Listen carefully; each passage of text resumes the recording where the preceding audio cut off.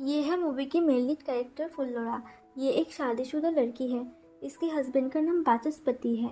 फुल्लोरा थोड़ी हेल्दी होने की वजह से इसकी सास इसे हर वक्त ताना मारती है और सिर्फ घर में ही नहीं बाहर के लोगों के ताने भी इसे सुनना पड़ती है।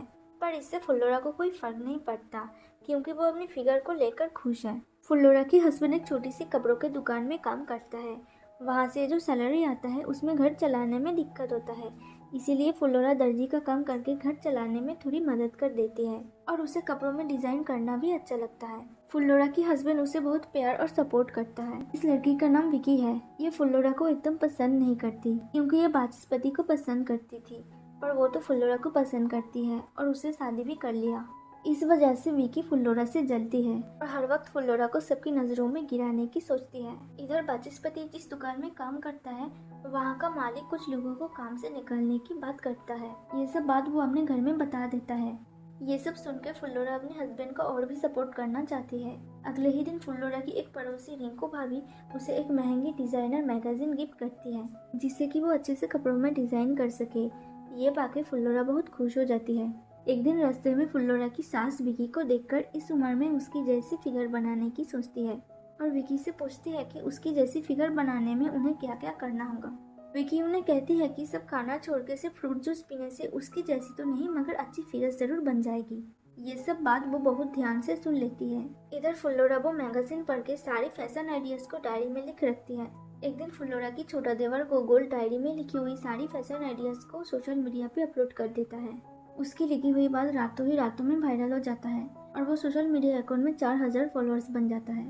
ये सब देख के वो दोनों बहुत खुश हो जाते हैं और बहुत सारा फॉलोअर्स कमेंट में बोलते हैं कि उन्हें इस टाइप की पोस्ट और भी दिखना है और फुल्लोरा की फ़ोटो भी देखना चाहता है वो लोग। पर फुल्लोरा अपनी फ़ोटो डालने से शर्माती है, लेकिन वो अपनी डिज़ाइन की हुई कपड़े किसी को पहना के उसकी फ़ोटो डालना चाहती है जिससे कि उसकी छोटी सी बिजनेस का प्रमोशन हो जाए। इधर फुल्लोरा रिंकू भाभी के घर आती है और भाभी से कहती है कि आप मेरे डिज़ाइन की हुई कपड़े पहन के फ़ोटोशूट कर दो और अब तो बहुत अच्छे मेकअप भी करते हो, इससे शायद आपकी मेकअप आर्टिस्ट बनने की सपना भी सच हो जाए। पर रिंकू भाभी ये सब करने से मना कर देती है। इधर रिंकू भाभी की बेटी बाहर आकर कहती है कि पापा माँ को बहुत मारते हैं, इसीलिए वो ये सब नहीं करना चाहती और ये भी दिखाती है कि रिंकू भाभी की सारा मेकअप की सामान वो ज़मीन में फेंक दिया है। फिर फुल्लोरा रिंकू भाभी को समझाती है कि आप क्यों ये सब चुपचाप सुन लेते हो, ये आपकी लाइफ है तो आप अपनी मर्जी से जियो। ये सब कह के फुल्लोरा वहाँ से चली जाती है। इसके बाद फुल्लोरा अपनी ही डिज़ाइन की हुई ड्रेस पहन के बिना मुंह दिखाए फोटोशूट करके सोशल मीडिया में डालती है। कुछ दिन ऐसा ही चलता है। उसकी सास और हस्बैंड को कुछ पता नहीं चलता। एक दिन एक बड़ी डिज़ाइनर फुल्लोरा की सोशल मीडिया अकाउंट शेयर करती है। इसकी वजह से उस अकाउंट में और ज़्यादा फॉलोअर्स बढ़ जाता है और सब फुल्लोरा को फेस रिवील करने के लिए कहते हैं। ये सब चीज़ फुल्लोरा बहुत एंजॉय कर रही थी। अब फुल्लोरा सब कुछ अपने हस्बैंड को बताने की सोचती है क्योंकि उसे लगता है कि ये सब सुन के वाचस्पति बहुत खुश हो जाएगा। इधर वाचस्पति घर आके कहते हैं कि वो जिस दुकान में काम करते थे वो दुकान बंद हो गया है, उनके पास अब कोई काम नहीं है और सब ये सोच के परेशान हो रहे थे कि अब घर कैसे चलेगा। एक दिन फुल्लोरा अपने मोबाइल में कुछ देख रही थी, तभी मोबाइल में एक ईमेल आता है कि कोई बड़ी डिजाइनर कंपनी उसके साथ कोलैब करना चाहता है।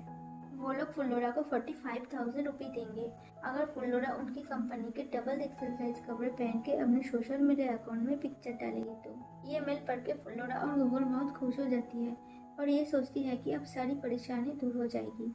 सुबह फुल्लोरा अपने हस्बैंड को सारी बात बताने जाती है, पर वो तो सारा बात सुनने से पहले ही गुस्सा कर देता है क्योंकि फुल्लोरा वाचस्पति की पर्स में कुछ पैसा रख देती है उसे हेल्प करने के लिए। पर वाचस्पति को ये अच्छा नहीं लगता।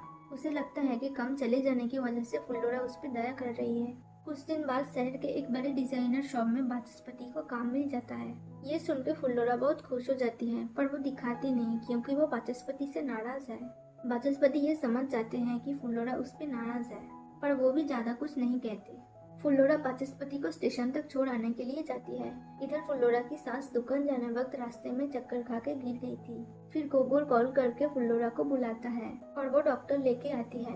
फिर हमें पता चलता है कि फुल्लोरा की सास पतली होने के लिए विकी की बात सुनकर डाइट कर रही थी। वो इतने दिन से फ्रूट जूस के अलावा और कुछ खाए पिए नहीं थे, इसलिए उनकी बीपी लो हो जाने की वजह से ये सब हुआ। इधर सास की तबीयत खराब हो जाने की वजह से थोड़ी खर्चा भी बढ़ जाता है और वाचस्पति भी आज ही काम पे लगा है। सैलरी आने में तो 1 महीना लगेगा। फिर फुल्लोरा वो कंपनी के ऑफर के बारे में सोचती है। वो उन्हें रिप्लाई करती है कि फोटोशूट में वो अपनी मुंह नहीं दिखाएगी। ये शर्त वो डिजाइनर कंपनी मान लेते हैं। इधर फुल्लोरा अपनी मुंह छुपा के वो डिजाइनर कंपनी के लिए फोटोशूट करने लगी है और ये सब करने में गोगोल उसे हेल्प कर देता है। इस वजह से फुल्लोरा की बैंक अकाउंट में अच्छा खासा पैसा भी आने लगता है। इधर वाचस्पति की सैलरी आने पर वो थोड़ी सी पैसा अपने पास रखकर बाकी सारा पैसा घर भेज देता है। ये सुनकर फुल्लोरा को बहुत बुरा लगता है पर वो उसे कुछ कह नहीं पाती। इधर वाचस्पति की डिजाइनर शॉप में एक फैशन शो ऑर्गेनाइज करने का बात चल रहा था। फिर वहाँ का मैनेजर फुल्लोरा की फोटो शॉप ओनर को दिखा के कहते हैं कि ये सोशल मीडिया में बहुत फेमस है, इन्हें शो में बुलाना चाहिए और शॉप ओनर भी राजी हो जाता है।